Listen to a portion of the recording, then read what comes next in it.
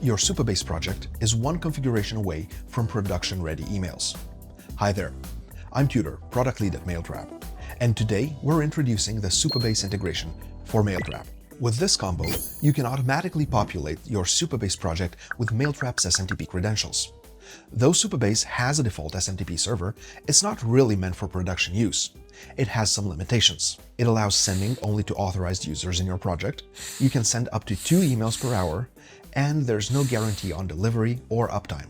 So pairing Supabase with Mailtrap lets you manage email confirmations, magic links, and password resets, as well as trigger transactional emails based on database changes.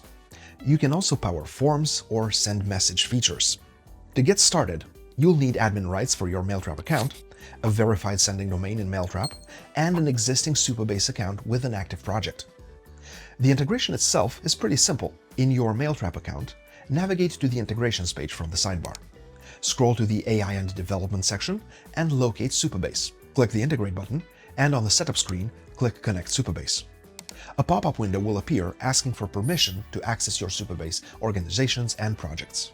Read and write permissions are required to update your Supabase configurations. So, review the permissions and click Authorize Mailtrap. Once authorized, Mailtrap will load your available Supabase projects. Now you can click the Select a Supabase Project drop-down menu.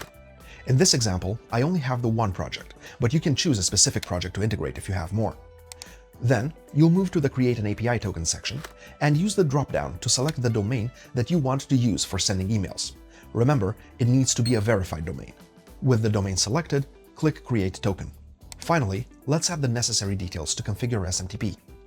Enter the sender name, email, and click Configure SMTP to finish the setup. You'll immediately see a confirmation message indicating that the configuration was indeed successful. Now, to verify the SMTP settings, you go to your Supabase project and click Authentication in the left sidebar menu. Then, click Email and open SMTP settings.